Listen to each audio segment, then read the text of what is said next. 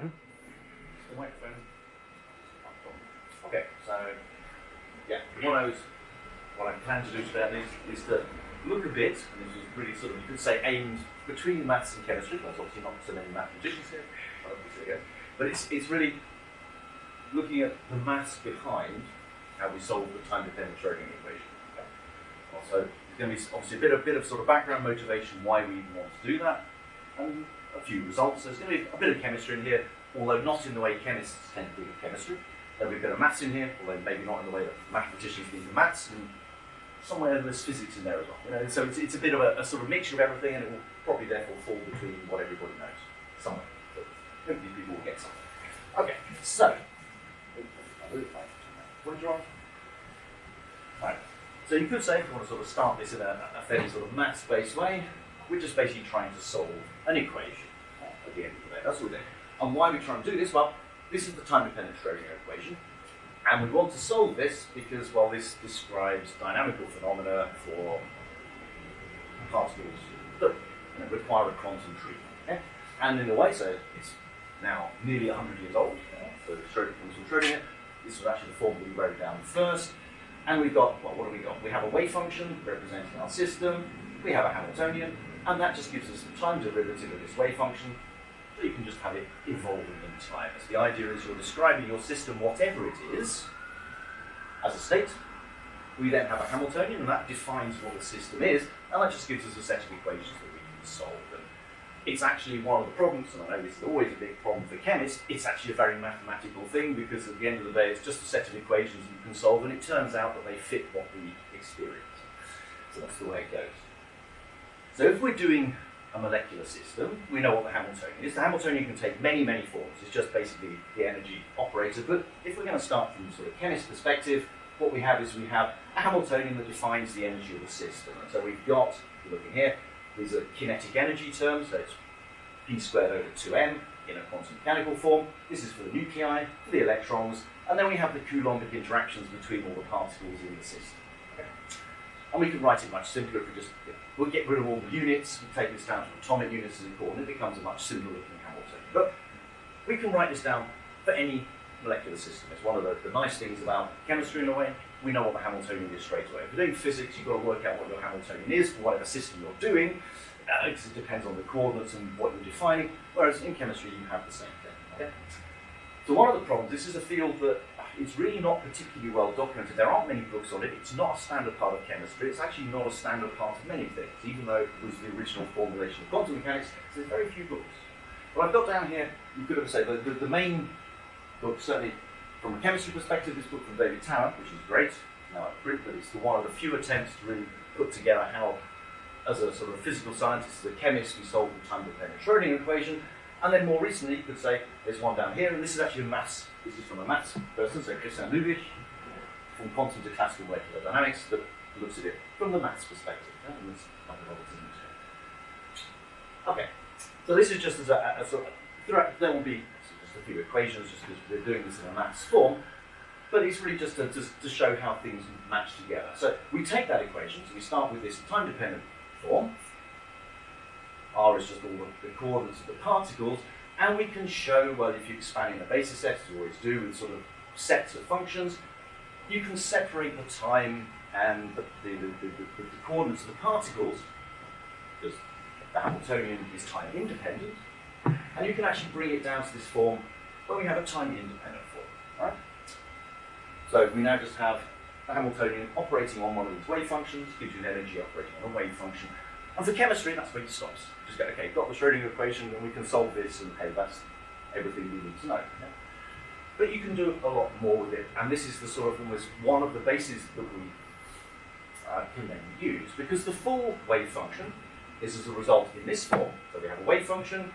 These are our solutions to this time-independent Schrodinger equation with this sort of phase factor. Right? And this is a time-dependent form, something called a wave packet, and this is something that evolves in time.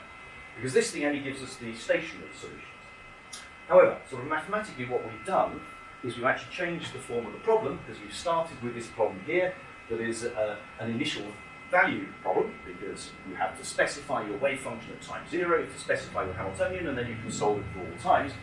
Whereas here, we've changed it to solving what's called an eigenvalue problem. Yeah? Because if we know our Hamiltonian, we can solve this. Yeah, that's what all the quantum chemistry programs do. You can get the eigenfunctions, and then we actually again know what our wave function is at all times. So it gives us the same answers in a way, but in a very different form. In a way, this is the easier problem to solve, but it scales very badly. You can only do it for very small problems, and that's why the time-dependent form is actually more useful if we're looking at time evolution. And hey, we can sort of say there are mathematical properties to these equations, so the Schrödinger equation in general. Yeah. So we've said it's an eigenvalue problem. Well, we know how eigenvalue problems work. Yes, there's one of those things. If we have our Hamiltonian operator, we get these eigenfunctions and we get eigenvalues. Just by solving the form. And if this is true, if the eigenvalues are real, and they have to be real because our operator is for what we call an observable, so we have to have real values that come out, otherwise we couldn't observe them because they wouldn't be real.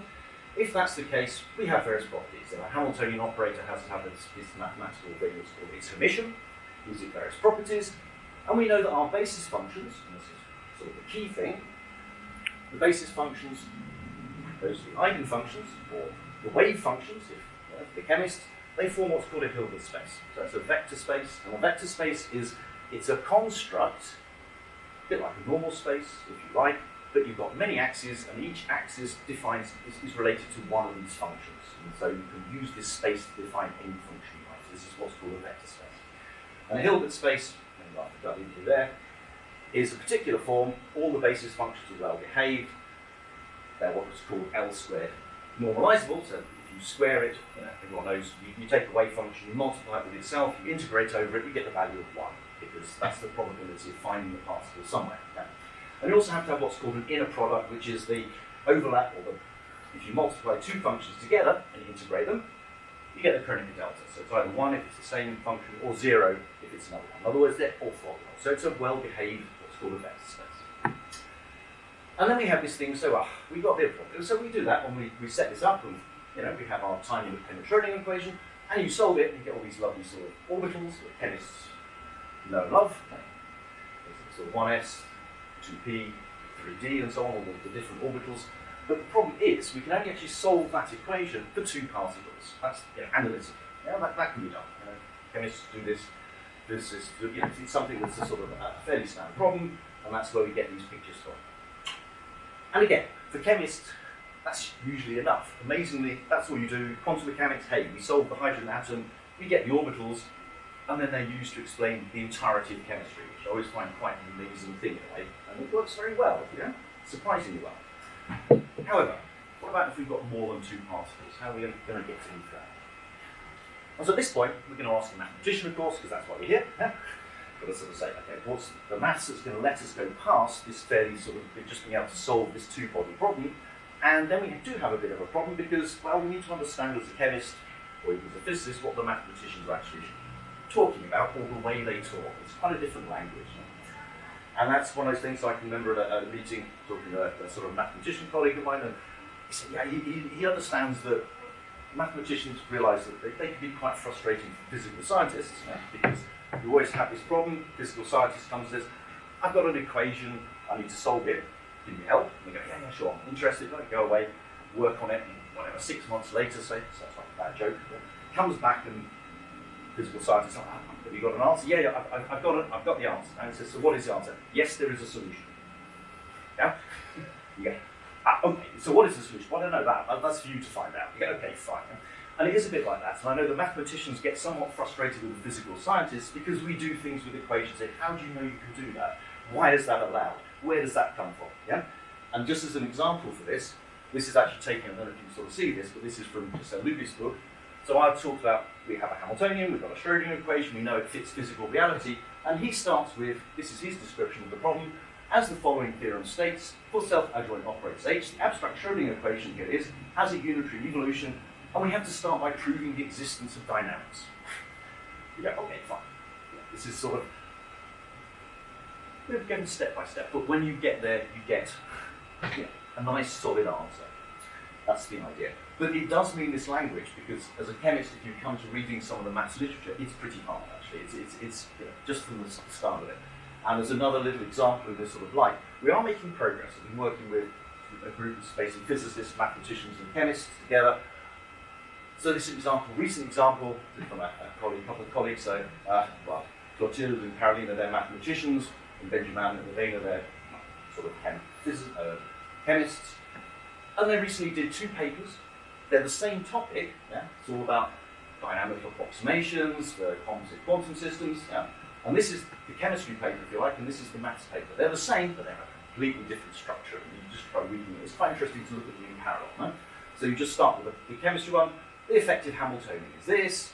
We do some things, we get some equations, there's a gauge factor, and we write on down. Whereas the maths, you obviously have this lemma, proof, on down. And so the language problem is definitely something that we're working on. You know, it's one of those things. We even have, obviously, in some things like the different way of defining things. You know, we have our quantum mechanical kinetic energy operator. So this symbol here, yeah, so it's just the derivative with respect to position or something like that.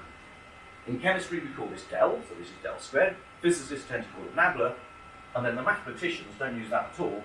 They just use what they call the Laplacian. Okay, whatever. It's the same thing. You just have to learn to translate as you go through. Okay, so that might a little bit on. Yeah. But still, we need the help from the mathematicians to do this. So what I'm going to do in the next little while is to, obviously from the chemistry perspective, really just go through a bit as to how we go through solving the time-dependent Schrodinger equation and what comes out of that. We get some physical concepts that we all take for granted, and then we actually end up with a practical procedure where we can actually do some calculations, and I'll give some examples at the end.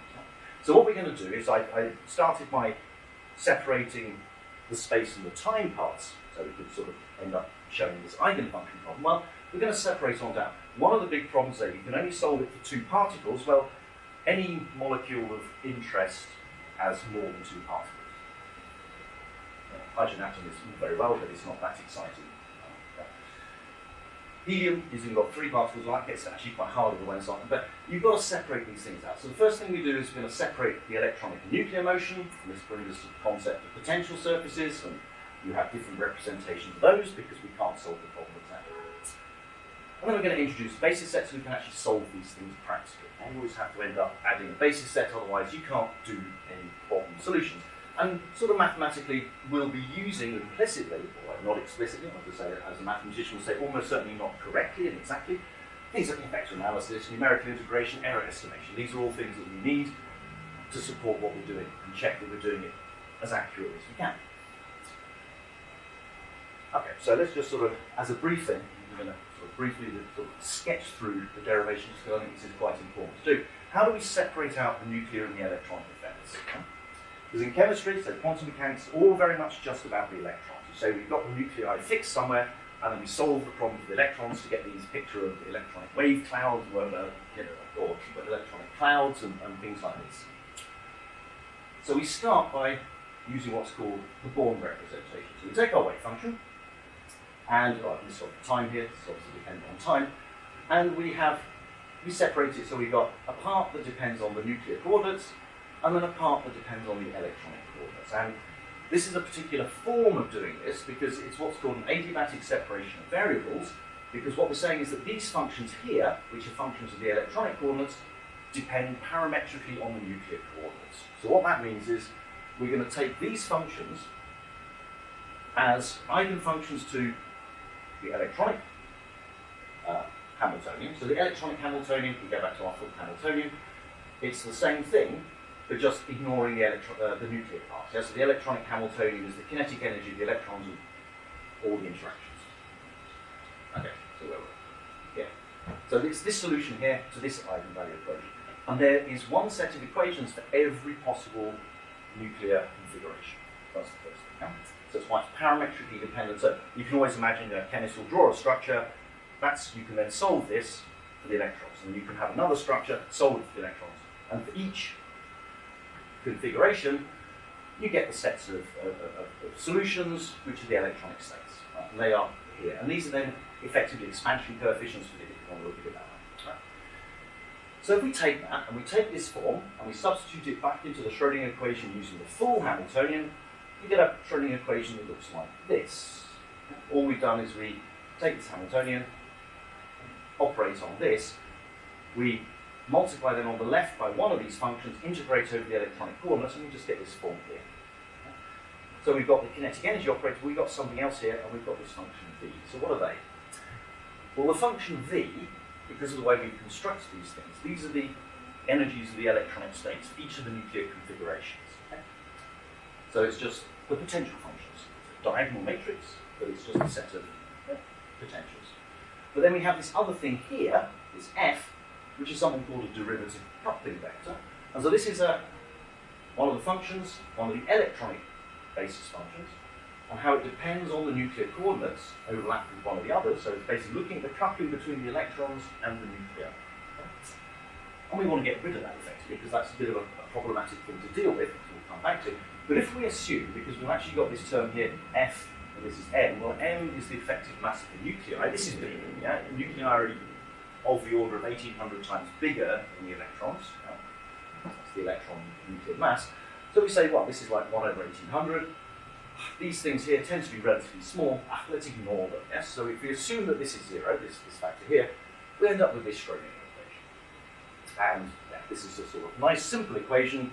We now have a nuclear wave function, and this is where our potential energy surfaces come in with the kinetic energy operator. Simple enough. And we now have this picture of the nuclei moving over a single potential energy surface. This is something we call the adiabatic approximation, and we can calculate. So these are the surfaces that if you do chemistry, these things called quantum chemistry calculations, solving the time-independent Schrödinger equation for a set of nuclear configurations, you get those surfaces. Okay? And this is the Born-Oppenheimer approximation. Effectively. Okay, Born-Oppenheimer, they actually do it from a slightly different perspective, but you get the same answer. Okay. Now, of course, everyone knows who Oppenheimer is these days. He's now become fairly famous. Got an Oscar recently, so he's sort of quite well. Yeah, but this is almost his more important contribution. Okay, so how does this then come back to how we sort of see just a bit of science? Well, this is something when we come down to chemical reaction, right? So it's a fundamental, how do we look at this thing on fun? And really some of the key experiments here were done using what are called molecular beams. These are experiments that have gone somewhat out of fashion these days, but it led to a Nobel Prize in 1986 with the large pressure. And so what you have is you set up what are called molecular beams, so you get your molecules of interest in two really finely coordinated, well-defined, cold molecular beams, and they cross, and they interact, and they do whatever, and scatter off. Yeah? So you've got one source here, and then they scatter off and you measure, so you basically have a detector that you can move around, and you measure what comes off as a function of angle. Yeah. And when you do that, various systems, they do various things, Jan Peter Tönnies and various others did much along these lines. So you get these sort of really quite pretty plots that come out. You don't tend to get pretty plots like this. So this is for F plus H2, A plus I2, and O plus I2. Three very simple systems, but they have completely different behavior. So what this is trying to show is this is the amount of stuff coming off as a function of that angle, and 0 is the forward scattering angle. So that's when, so the 0 angle is when it's, these things collide, so 0 is that way. And we can see that in H plus HF, it's all coming back off, so that's basically back scattering. This one here, for some reason, it's plotted the other way around. So in K plus I2, it's forward scattering. So all your particles are going off in the forward direction. And in the O plus I2, you're actually coming off in all directions. Okay, so why is that in a way? It's just purely measurements. And you can also see here, you get in the F plus H2, it's coming off in well-defined rings. So it's more a sort of smooth, continuous thing. And so if you look at them, you get out these really quite different mechanisms. Okay? So in the H2 plus F, this is the big F coming in, hits the H2, and it basically, as you imagine, it's just like playing with billiards. It bounces off, hits the back end, and if it reacts, the F comes in, takes off an H, and you get HF. And the reason you get the rings like that is because this bond here is in different vibrational states. So the amount of energy that's left for the translation is different, so you get these well-defined rings of stuff coming off. So K plus I2, completely different mechanism. This, you've now got a little potassium coming past a big iodine. Doesn't sort of bounce off the back particularly. or at least that's not the major mechanism. The major thing is, as this thing, because after all, most things are not going to hit the target. The target is still quite small when you're just throwing stuff at them.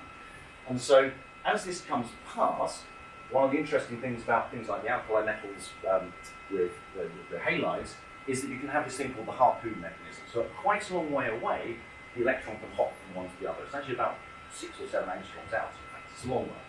So as this thing comes past, the reaction can actually take place over here. A long way when it's almost missed. It gets pulled in, and so the reaction actually takes place on that side, and so the thing is forward scattered. Completely different mechanism. And for the O plus I2, you get this different mechanism again. It's a much weaker interaction in a way. So as the oxygen comes past the iodine, you can't have this electron transfer and so on. So it actually gets trapped and it ends up orbiting around it for a while. It gets sort of short-lived but stable intermediate, and so it gets formed in all directions. So you've got these 3 different types, and this was the sort of stuff that they were looking at. And so in the early days of doing these, what we call quantum dynamics simulations, trying to solve this time-dependent Schrödinger equation, was very much about trying to simulate these and really look at what's going on. And this is where the sort of field really started. Okay, so as a sort of a simple idea, you have something that's A plus BC goes to AB plus C, so there's our molecular system, there's the diatomic of the atom coming in. You could calculate the potential energy surfaces, and then you want to solve the time-dependent Schrödinger equation. You get pictures like this, and so this is a wave packet. So this is the vibrational coordinate, and this is the incoming coordinate of this atom. Yeah, so this is going to come in, interact with that, bounce off, interact, whatever, and you can actually see this wave packet, because it's a wave function, so it's a big sort of delocalized thing. It's coming along this channel.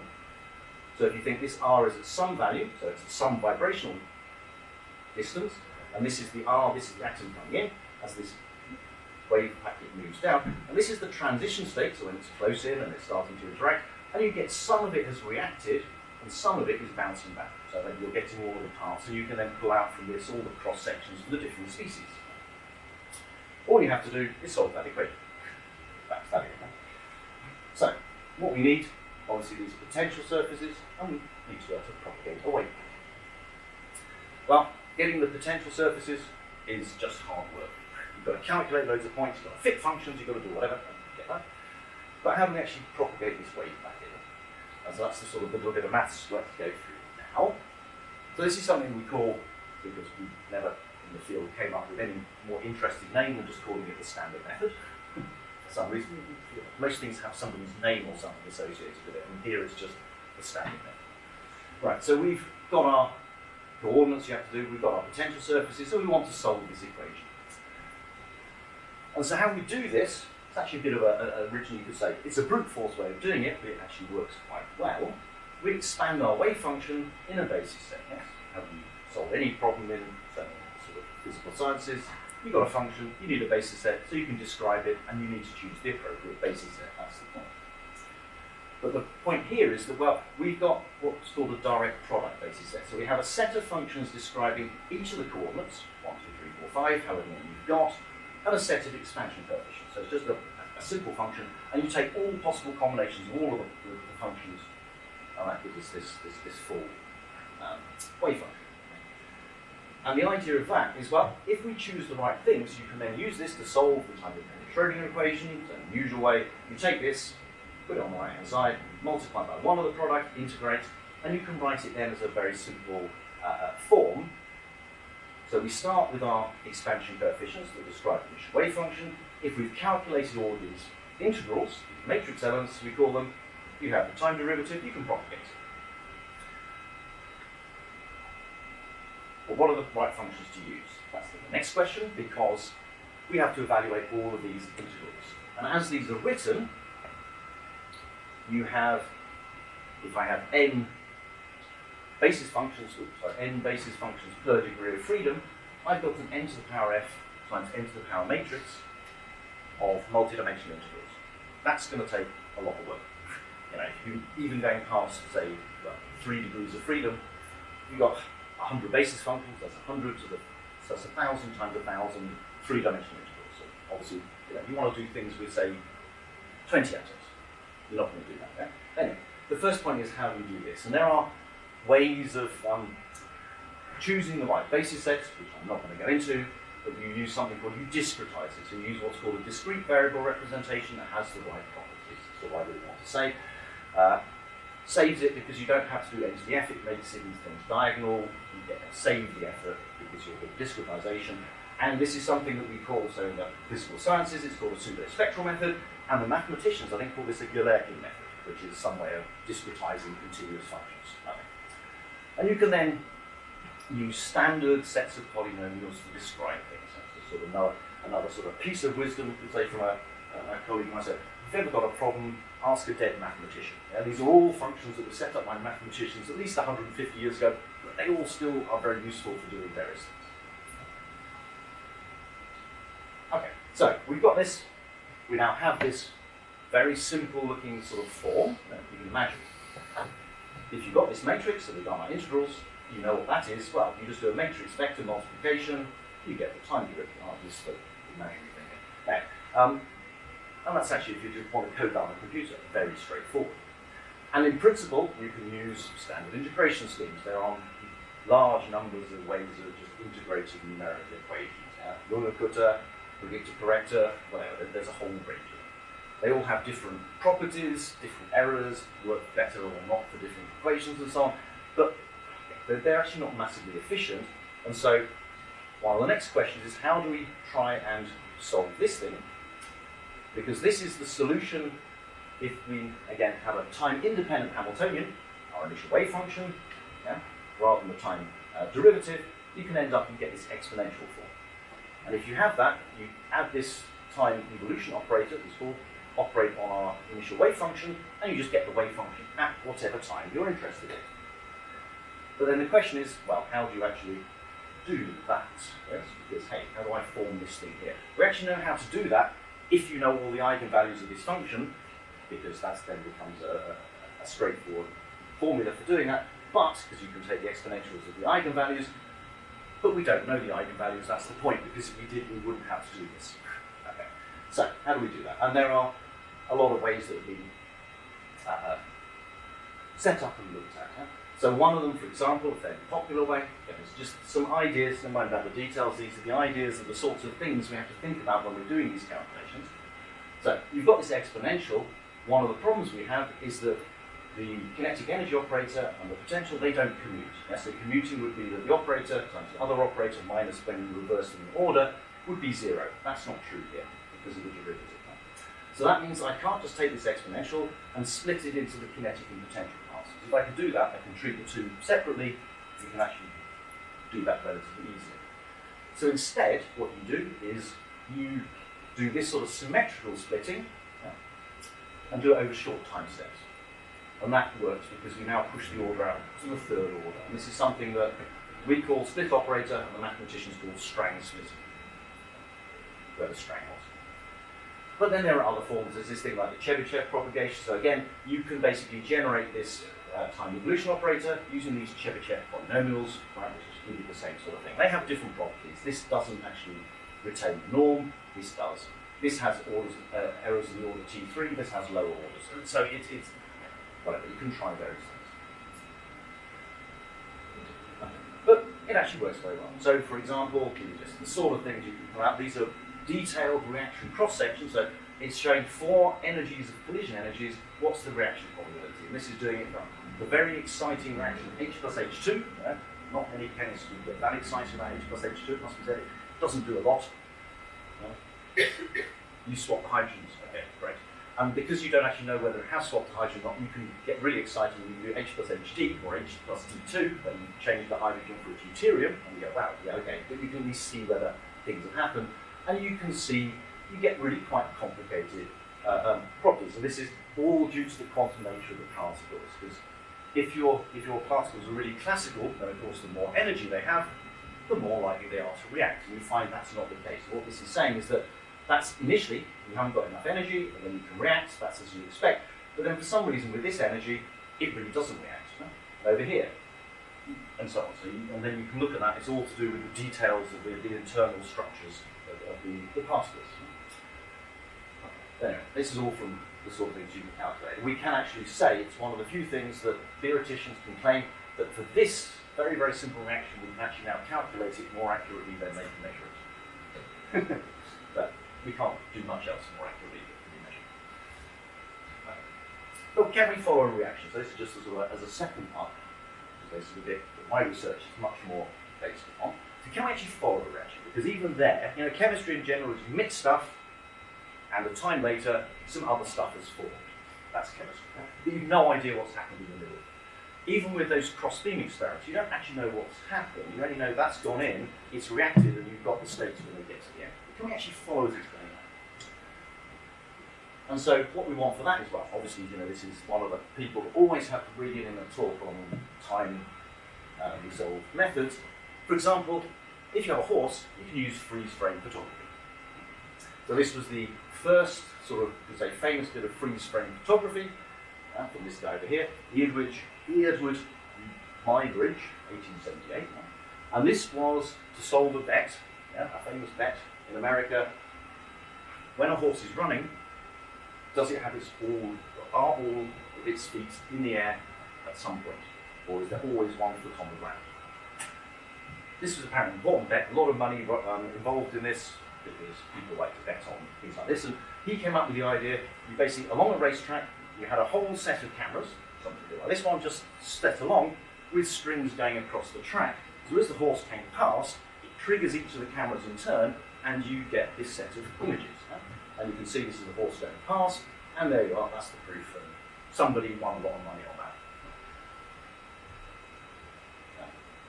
So there you go. First freeze frame photography, which obviously led to the whole movie industry eventually. He was actually quite a character. So this spelling his name because he wanted to have the Anglo-Saxon version. He was actually from Kingston. Did various things and so on. Spent most of the rest of his life looking up, taking pictures of naked people walking around. All in the interest of science, of course. So how do we do it for a molecule? Because obviously, a camera like that, not great for a molecule. We can do a horse. So for a molecule, we want to use a laser.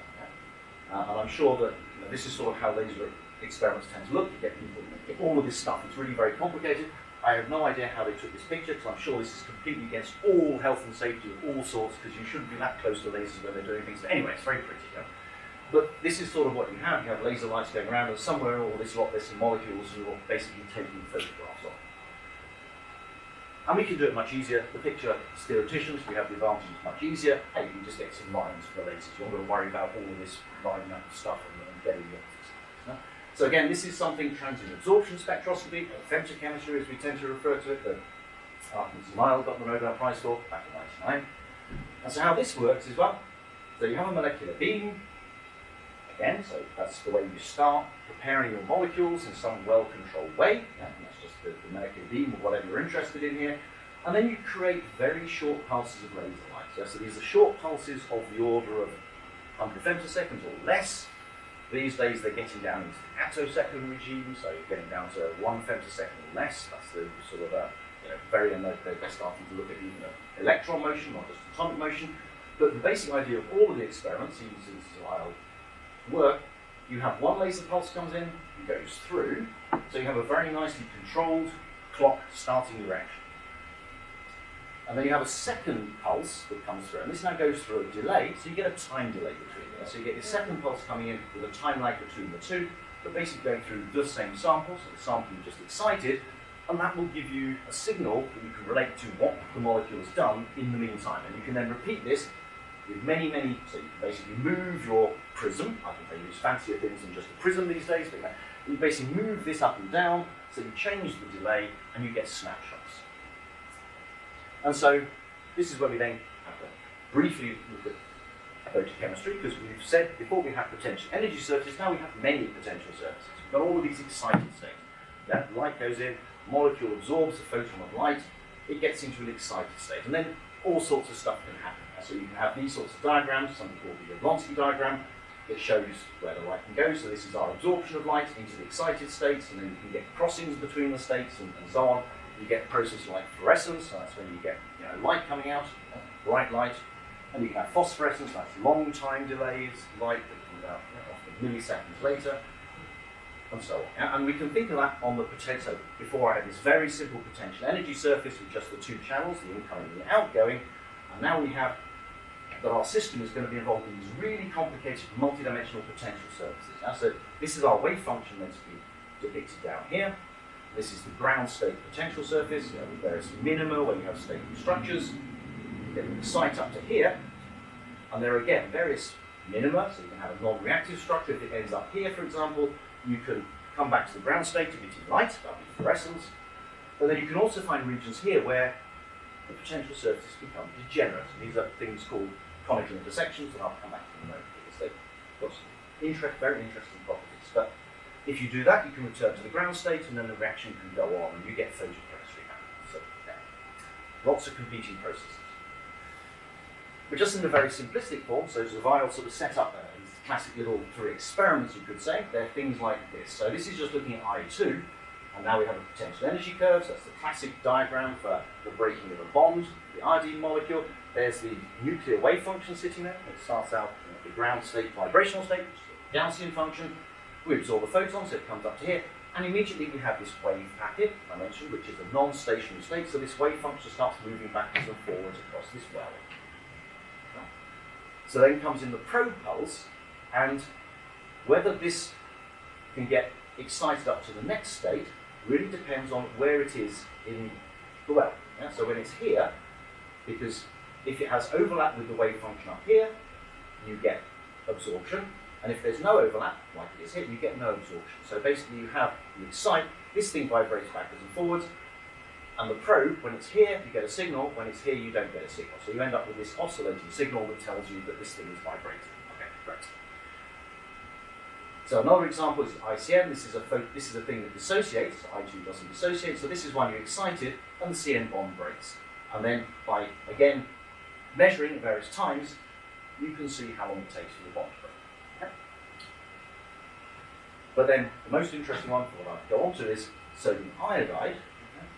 And sodium iodide, well, sodium iodide is a more complicated system because if you look at these potential energy surfaces, they cross. Okay? And that's something, well, all chemists know, or should know, that sodium iodide, obviously when the particles are apart, they're atoms. Yes? You've got sodium and iodine. And then as they come together, they react. It's a bit like when I mentioned with the potassium and the I2, you have this harpoon mechanism, so that the electron can hop across, and they react. And we say, as chemists, that when it's bound, so when it's here, in its most stable state, it's an ionic species. So you've got Na plus, I minus. Okay? And the electron crossing, so you see here in sodium iodide, happens at about 7 angstroms. That's where the electron hops across from the sodium to the iodine. And when you're at this point, so as the sodium comes in, you hit this region, and the electron doesn't actually know, you could say, it doesn't know where it wants to be, because it's the same energy, whether it's on the sodium or on the iodine. That's this sort of long-range harpoon mechanism. So at this point, it's in both. You have what's called a superposition of states. And let's look at this in slightly more detail. So what this means is, if you can imagine our sodium iodide sitting here, you excite the wave packet up to here. Well, if you follow that curve there, it's going to just vibrate like the iodine did. But actually, if you follow this curve, which is, so this is following the ionic curve. So this is the energy of dissociation of the ions, this is the dissociation of the atoms, and that's this crossing point. But you can also come through here and dissociate. Right? So you can have both behaviours happening. And this is what we call a non-adiabatic effect, because of this curve crossing. Right? It's this point where it doesn't know what it wants to do. And you see that, so when in the pump probe, you either, for various wavelengths, if you excite this and then probe one up, you get oscillations, but damping down. So that's like in the I2. But when you look at the one for just probing for the formation of sodium, sodium is being formed in definite steps. So each time it comes across here, you get a certain amount of sodium formed. The rest of the wave packet vibrates back, and you get small amounts of it coming out all the time. So this quantum effect. Controlling this, what we call the branching ratio. How much comes out from this state and how much is left over. Okay. So how do we simulate this? Sort of set up the last part I want to go into. So just to bring the last sort of concept in, let's return back to our full nuclear Schrödinger equation. So here we have this non-adiabatic coupling vector. Yes, so that's the coupling between the nuclei and the electrons. And then this potential energy mechanism. Right. So we had assumed before, the Born-Oppenheimer approximation, which is so central to how we describe everything in chemistry, assumes that this thing, we can basically ignore this term. Unfortunately, we can reformulate this thing and write it like this. Not too worried about what's going on here, this is just the derivative of the Hamiltonian, but here you've got a 1 over the energy difference. So when the energy states become close, or when they become, you could say, degenerate, as we have in that sodium iodide case, of course you've got a 1 over 0, so this thing is no longer negligible. Yes, you have to think about it. So at this point, we talk about, this is the breakdown of the Born-Oppenheimer approximation, which sounds nicely sort of dramatic, which always good to have. Something that you always need has broken down. And it happens, say like in here, this example, 2 potential energy surfaces, we have this intersection point, the state's degenerate, and this coupling becomes infinite. So how do we deal with that? Because obviously calculations don't like infinities, we've got to get rid of those. And the way we do that is we choose a different basis set. Okay? So again, I'm not going to go into the details particularly, but you try and transform your basis sets, and you take one set of electronic functions and you transform them to a different set. These are all standard transformations between functions, and we want to choose a set of functions so that this badly behaved f, this non-adiabatic coupling vector, basically gets transformed into something nice and smooth, and couplings become potential electric forms. They're just nice smooth functions. Okay, so, and then the potentials look a bit like this. We've got couplings. Yeah? You always have this problem, you can never represent everything in diagrams. So you've always got these pictures. Yeah? You've got time dependent, time independent, diabatic, adiabatic, and so on. You've got to sort of keep in your head when you're doing this. So the question is, can you actually do this? Is it possible? And the answer is, well, sort of. So this is just an example. This is an example. This derivative coupling vector, it's a vector field. So this is a plot of the derivative coupling on these 2 particular sets of potential surfaces. It's really rather nice on this case, as we pulled out of the calculations. This vector, you can relate it to sort of magnetic fields and various other things. There's all sorts of relationships there. And there's a relationship that says this transformation is defined by this relationship. So the derivative of this transformation is related to the derivative coupling times the transformation. Okay, fine, so there we are, we have it. Huh? Unfortunately, there's 2 problems here. One is, well, we only have the derivative, so you have to define something, because just knowing the derivative of something, what are you relating it to? So you have to choose a point somewhere that you anchor this to, called choosing the gauge. So you have an infinite number of diabatic ways of doing it, even if this is correct, because you can choose the diabatic and adiabatic to be the same, i.e. this S matrix is a unit matrix anywhere, anywhere you like. But you choose somewhere sensible. And then you have a further problem, well, when you sort of look at this equation, and there's some others as well, so this was shown by Truller on 82, that this is only possible, you have the solution, again, mathematicians, first question, is there a solution there? Can you actually do it? Okay. And the answer is, unfortunately, no. And that's because when you have, it's not, there's actually a different version of this, you can sort of show that this is only valid if this curl condition is satisfied. So this vector field, the curl of this vector field, so that's the cross product of this del nabla Laplacian, that's not the Laplacian, this way, operator. If you do the curl, that has to be 0. Yeah? And that basically means that the vector components of this matrix along one direction, you take the derivative of log along one of the other directions and take away, just doing it the other way around, it should go to 0. And unfortunately, that can be shown to be impossible. So unfortunately, there is no rigorous diabatic set of states, which is what we use. And so we always have to keep that in mind, because we always do calculations in this diabatic picture. So we're always making an approximation in this. And it's, again, these are the sorts of things it's important to have this basis. Right, so how do we move to doing larger systems? So that the standard method, when I introduced, well, that's fine, but it scales exponentially with the size of the system. So, hey, past 3 degrees of freedom gets very difficult, yes? So let's go to methods that we can do more, and this is where we can do approximate methods, or they're not approximate, they're sort of different methods. Things like, this is something I've been working on for a long time, something called the multi-configurational time-dependent Hartree method. So what we do for that is we take our wave function, it looks the same as that standard method that we had, but now these basis functions are time-dependent. Before they were just a time-independent basis. And the time-independent basis you can think of as providing a grid. Yeah? So we always talk about these as grid-based methods, because underlying this, you have a set of grids. Yeah? So you've got a one-dimensional grid that you can basically describe your wave function on, just as the coefficients of this function moving around on this grid. So we're now going to have our basis functions are time dependent, which in turn are described on the grid. So this is what we call a contraction scheme. So we've got large n of these, and we only require small n of these. Okay, that's the idea. It needs to be multidimensional, and you can do various other things as well. So how do you get the best solution using this ansatz? Well, the answer there is we use what's called a variational principle. Okay? So this is something called the Dirac-Frenkel variational principle. So we have our trial wave function. Well, this is the time-dependent Schrödinger equation, of course, and you do what are called variations in this function, okay? In our sort of trial function. And when you do that, you have the trial. You basically sort of can imagine that you're changing these functions just randomly, however much you want, and you want to find the best possible values. Bit of an optimization problem. And this is something sort of mathematically you can think of this in a geometrical way. So this is the geometrical interpretation of this principle. Yeah? So if you imagine, just to try and sort of put a bit of a math slant on it, you've got this Hilbert space describing all of the possible functions.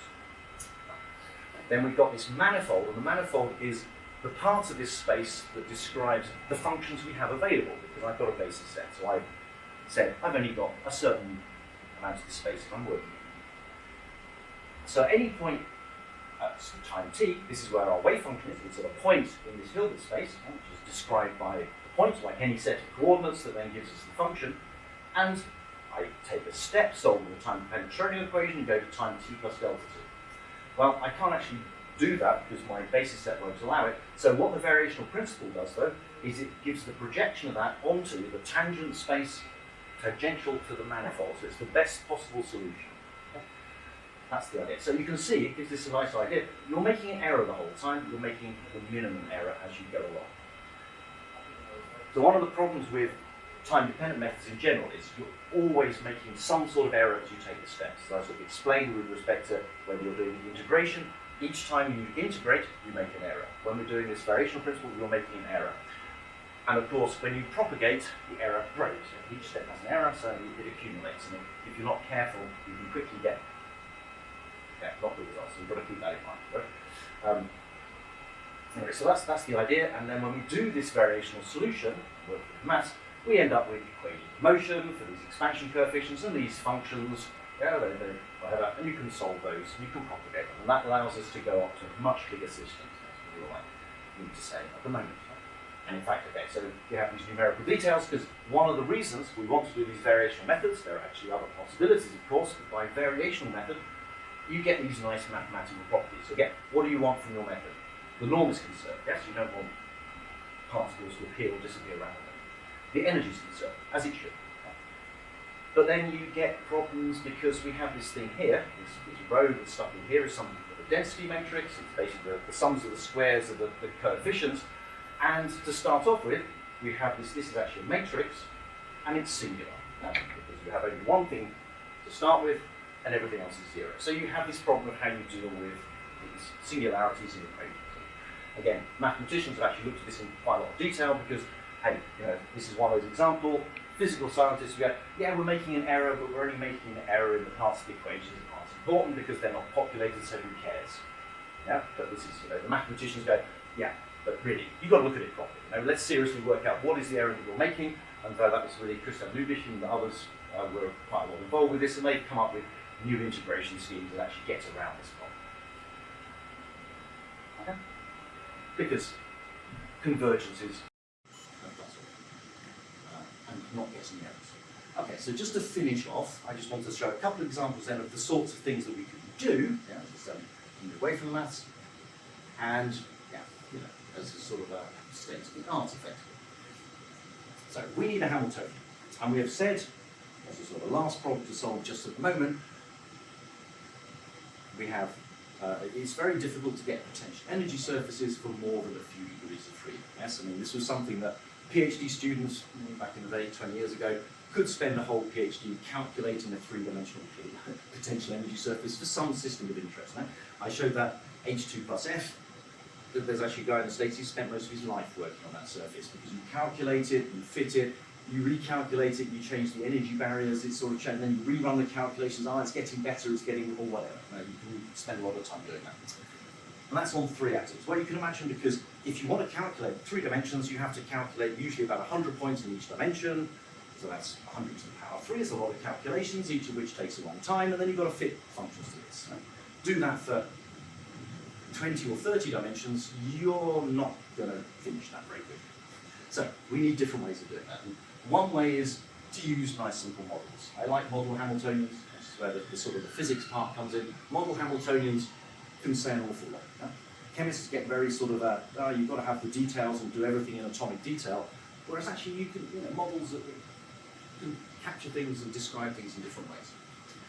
So rather than really calculating the potential energy surfaces and all of the couplings between them, okay, in detail for a 20-dimensional, 30-dimensional, 50-dimensional system, we use what's called a vibronic coupling model, where we basically take our Hamiltonian, we assume it's diabatic to get around all those problems as to whether you can do it or not, just move swiftly past that problem.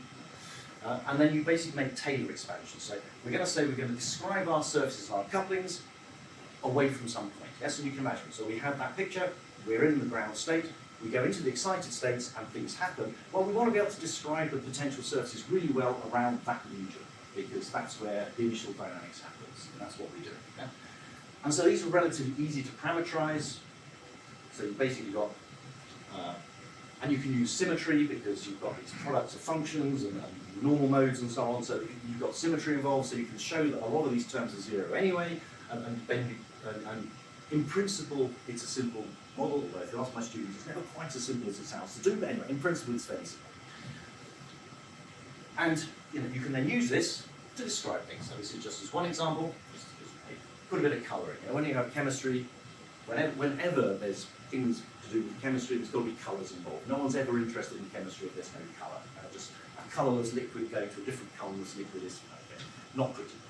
So this is looking at a set of molecules called malleimides, which is basically this ring structure in the middle.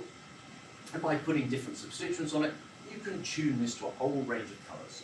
Really quite potentially very useful in imaging. So this is Rachel O'Reilly and Birmingham, her group have been working on these. You can sort of see this huge range of colours. You can apparently relatively easily, for a synthetic chemist, just dial this in and tune that one. But we thought we'd actually look at the photophysics in more detail. And so this is the sort of thing you do. You use electronic structure calculations, quantum chemistry calculations. You calculate all of the different electronic states. So we've got for malleimide, we're interested in 5 states. And as chemists, we then describe these states by where the orbitals, where the electrons come from. And then we calculate all these points. We fit the potential surfaces to these points.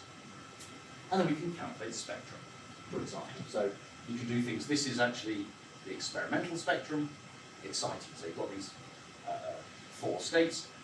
You can only excite to the S3 and the S4. These are what we call dark states. You can't excite to them. So if you excite to S3, this is actually the experimental spectrum. It looks like that. And this is our calculated version, which is pretty good. And more interestingly, when you excite to S4, this is the experimental spectrum, and this is the calculated, which you get really very well. And you could say the reason why it's useful, this is our sort of picture, this is the schematic we were thinking in, so our vibronic coupling model is very much about, sort of intersecting oscillators, harmonic oscillators, excitation, motion going around, and you calculate the, technically the spectrum from the Fourier transform of this correlation function. Right? So the wave function, as it moves away and around, carries all the information about the states involved, and this will give us the spectrum. And the reason why, for us at least, not for others, this is really quite interesting, is that in general, if you have a set of states, you excite to whatever level you excite to, the molecule will relax and end up here, at the bottom of the first excited state, something called Cash's rule. Because of the coupling between all the states, you get fast relaxation between them. So you say you go to S4, it will end up down here, and so you always get fluorescence coming with one wavelength. In general, things only fluoresce one colour. Yeah, malleimide's a bit different. This S4, you see, it doesn't actually interact with the other states, and this structure here indicates that it's long-lived. So you can actually get dual fluorescence in these molecules. You can fluoresce with 2 colours. And to a certain extent, for us at least, the agreement with that structure and that just shows that we have a good model. So you can then go away and analyse it, because malleimides, they have various properties. You can look at how fast it takes to go between the states and so on, okay? With the idea of tuning. Not my problem, I just want to count. Or potentially, I think that's sort of that, yeah, there's one example that I like even more. This is a little thing looking at cyclobutadiene. So if a chemist cyclobutadiene, well, C4H4 is square, but it's very unstable. So, you know, ethene is stable, benzene is stable, so you've got C2, C6, C4 is unstable. And it's something that in chemistry we call anti-aromatic. Okay? And the reason for that is, well, if you plot the energies of the orbitals involved in this aromatic pi system, so this is very much a chemistry sort of language that we're talking about, you've got 2 electrons in these 2 orbitals that are degenerate. And that makes it unstable. And one of the things, so cyclobutadiene has been known about for a long time, it doesn't live for very long. But actually it's very difficult to deal with, and until recently, until 2 years ago in fact, there was no good, for example, photoelectron spectra. So photoelectron spectra, you blast light at a molecule and you just basically record all the electrons that come off, and you get a spectra like this. This is the kinetic energy of the electrons coming off, and that tells you a lot about the structure of the states involved. So, and that was the best until 2 years ago. It's really not great, you can see there's some stuff going on there. And the reason I got involved with this was, there was this group in Würzburg, Ingo Fischer, a student there, Borsa. They'd measured, they thought, cyclobutadiene photoelectron spectrum at great expense in time, and the spectrum they measured, which was quite high resolution in a way, doesn't agree with anything in the literature previously. So they were somewhat worried that they'd spent a lot of time and effort for nothing. So this is the sort of scheme, this is Leia's sort of scheme of what was going on. So you have to form this thing photochemically, so you have this ion complex with cyclobutadiene on, that's stable enough, and you heat it, falls apart, and you think you formed cyclobutadiene. You then take it to one of these synchrotrons, so this is meant to represent the SLS, is one of the synchrotrons in Europe. You know, this is a big, big storage ring, electrons whizzing around, light coming off, you know, these things cost millions of pounds for a day's work. Yeah, that's the light shining onto the cyclobutadiene, and the spectrum they took to this black line here, right? But then the question was, is that cyclobutadiene? So we did the calculations, you calculate the potential surfaces, so there's all these states involved, this is the neutral, that's the cation, so, and we can calculate the spectrum, and our spectrum that we calculate is this blue line, which is just coming straight out of the calculations with no adjustments agreed, so well with their experiments that they were actually convinced that hey, they had actually measured what they thought they'd measured, which is rather nice. And we could then go on and analyse the whole thing, because there were questions about this molecule. Is it planar? What's its structure? What's its shape? It doesn't live long enough to be able to measure. And it is quite interesting. It's a simple molecule in a way, because the square planar, you have this one vibration, you understand how these vibrational diagrams work, it's basically square, and then it vibrates in a way that it stretches in one direction, then stretches in the other direction. So it's basically always doing this sort of going from rectangular to rectangular. But from our calculations, it's staying planar. Various people said that it was definitely not planar when it was observed. So that sort of gives the sort of support you can get. Okay, so just to conclude, a slight whistle-stop tour of the various things. So solving the time-dependent Schrodinger equation, it's a challenging mathematical problem. At the end of the day, that's all we're trying to do. And then you go, okay, so how does this link to chemistry? Well, it's really looking at the fundamental behavior of things. And when we need to describe particles with their full quantum ability, their full quantum nature, atoms and molecules, when light's involved, you have to put in the quantum, because light is a very quantum thing. When you get these regions where surfaces cross, again, you've got to consider the quantum behavior of things, because the electrons and the nuclei couple, because otherwise, in general, chemists think you only have to worry about electrons being quantum mechanical in the nuclei. You don't. Okay, so we have this reaction dynamics, just as a field, that's people measuring these things. We've got the time-dependent Schrodinger equation, that's the theoretical counterpart to it, that's what I've been talking about. And using these variational basis sets, so MCTDH, the standard method, is really very good. There are, of course, and we can use that to help explain experiments.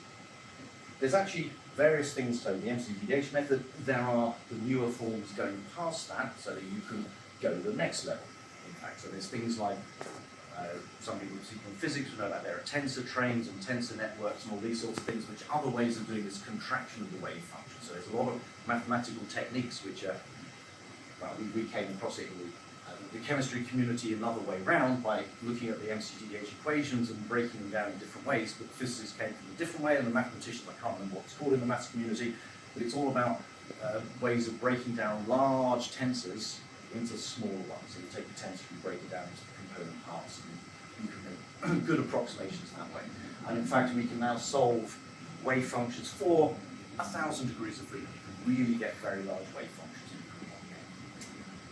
You can't get good potential surfaces for things that size, so they're simple models. But anyway, so this all has, so just to finish, a lot of applications, and they're becoming more topical as we start to probe down into the quantum nature of things. You know, there's light-induced reactions, a lot of light-induced technology, catalysis.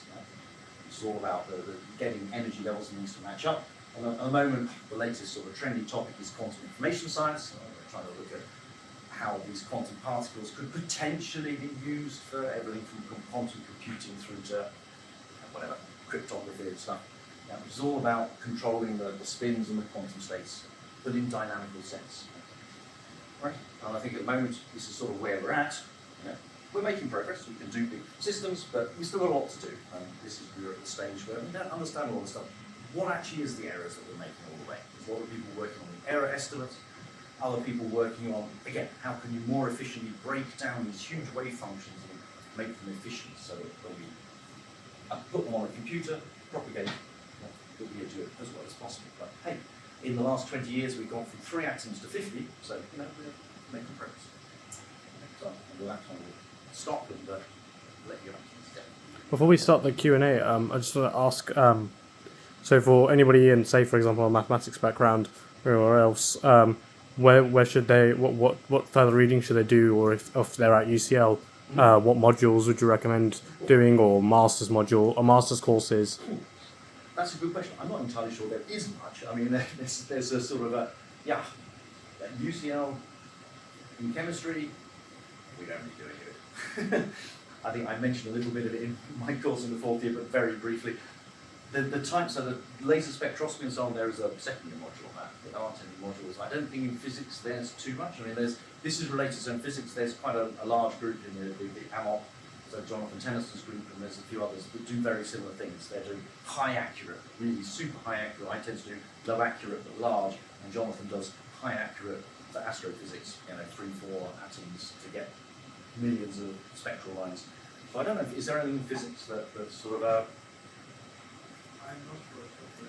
yeah, so the answer is that no, it's as I say, it's something that really, because it doesn't come into chemistry, it's, I came to it an odd route, it's often does in research, and chemists, if you ask them, they'll have done the time independent Schrodinger equation for orbitals, and that's about it, and vibrations a bit more. Outside, there are, I mean, it's really, it's sort of in a way, there's not a lot. This is really a field that we have. I've been working together with this, and not particularly strongly, you could say, this group of mathematicians and physicists over about, I suppose, 20 years now, actually. So Christian Lubich is one, actually was a couple mentioned here, Carolina Lasser and a few others. So there are a very small group of mathematicians working on these problems, mostly in Germany, strangely. I think that's because they have a strong mathematical physics tradition there. So certainly, if you're really interested, one place you can start from is Christian's book here. It's actually not that big. It's just a little sort of small book, which has a lot of it. Yeah, and it's not. We have quite a divided. You'd almost say that the physics and the chemistry part of this, we sort of talk to each other, but with a slightly different language, and we don't really talk to the mathematicians. It'd be great if we're trying to break down that divide and get people involved. But at UCL, not yet. We'll have to start. Okay. Well, thank you.